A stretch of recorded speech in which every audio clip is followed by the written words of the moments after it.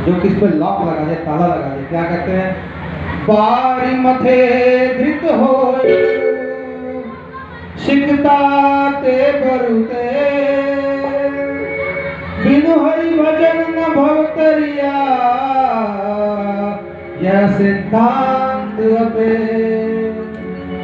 मस कहीं करही बिरंच प्रभु, अजहि मसकते ही, अस विचारि तजि संशय, राम ही भजहि प्रवीण। तो गुरु इस बात को बहुत कहते थे हमारे कि भैया यहाँ काकभूषण के लिए समझा रहे हैं गरुड़ जी को, सब कर मत खग नायक या, हे खगों के नायक, हे पक्षीराज। सभी लोगों का यह मत है, शिव जी का, ब्रह्मा जी का, नारद जी का, जितने भी भक्त लोग सभी का ये मत है। सब कर मत खग नायक यहा, करिए राम पद पंकज नेहा। भगवान राम जी के चरणों में अपने प्रेम को लगाओ। श्रुति पुराण सब ग्रंथ कहानी, जितने भी ग्रंथ है श्रुति पुराण सारे ग्रंथ यही बात कह रहे हैं। क्या?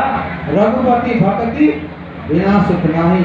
जिस सुख के लिए दिन रात भाग रहे हैं वो रघुपति भक्ति के बिना आपको नहीं मिलेगा, नहीं मिलेगा, नहीं मिलेगा, नहीं मिलेगा। एकदम पक्की बात है। आगे कह रहे उदाहरण,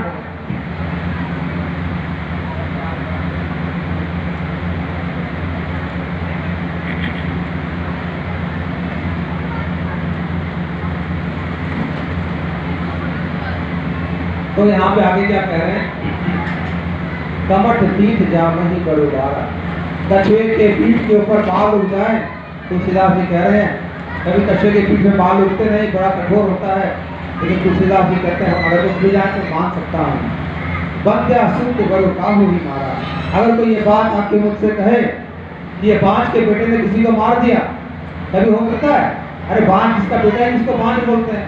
लेकिन कोई आगे कहे बांझ के बेटे ने किसी को मार दिया, इसको भी मैं मान सकता हूँ। बंध्या सुत बरु काहू ही मारा। आगे कह रहे हैं फूल ही नभ बरु बहु जब फूला, आकाश में फूल खिल जाए नहीं खिलते, पेड़ पे ही खिलते हैं और बहुत अच्छे से फूल खिले। कोई आगे कहे तो इसको भी मान सकता हूँ।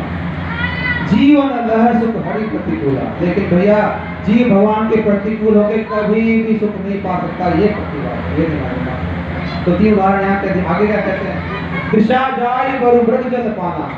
कोई मेरे को आगे कहे कि भाई रेगिस्तान में है, राजस्थान में है, अगर मिट्टी में जाओ गरम गरम धूप पड़ती है तो वहाँ पानी नजर आता है, उसको हम अंग्रेजी में विराज कहते हैं और हिंदी में कहते हैं मृग जल, यानी कि मृग जल माने राजस्थान में कैसी हिरण जो होते हैं राजस्थान में, वो पानी को ढूंढने निकलते हैं, पानी नहीं दिखता, आगे पानी दिखता लेकिन होता नहीं है और बहुत जोर से उसके पीछे भागते हैं तो पानी और आगे चले जाता है और फिर उसके पीछे भागते हैं और आगे चले जाता है। ऐसे करके सुख पाने कभी जीवन में हाथ नहीं रखता। हमारे जीवन में सुख पाने की जो प्रक्रिया है, जो हम काम कर रहे हैं, वो इस मृग जल के समान है। हम भाग रहे हैं सुख के पीछे, लेकिन सुख थोड़ा आगे चले जाता है। अरे बेटा हो जाएगा तो सुख होगा, देखा बेटा तो गड़बड़ और आगे चलेगा, पोता होगा तो सुख और आगे चलेगा। ऐसे जीवन में फैक्ट्री लग जाएगी तो सुख होगा, लग जाते फिर कुछ नहीं मिलता।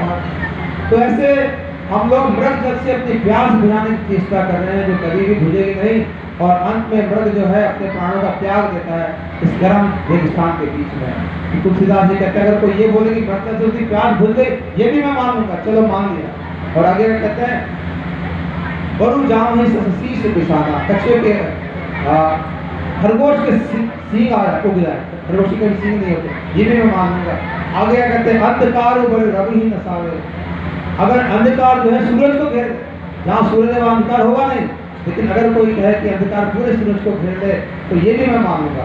अंधकार बरु रवि बसावे, राम विमुख न जीव सुख पावे। लेकिन भैया भगवान के विमुख होकर जीव कभी सुख नहीं पा सकता। आगे कहते हैं हिमते अनल प्रकट बरु होई। अरे बर्फ से आग लग जाए, बर्फ में और आग प्रकट हो जाए, कभी नहीं होता, बर्फ ठंडी होती है, तो ये भी मैं मान लूंगा। लेकिन विमुख राम सुख पावन कोई, राम के विमुख कोई सुख प्राप्त नहीं कर सकता। और आप भी दो उदाहरण और देते हैं दोहे में। ये तुलसीदास ने उत्तर कांड में लिखी है ये बातें, पूरी अपने रामचरितमानस का निचोड़ दिया है अंत में जाकर। आगे कह रहे हैं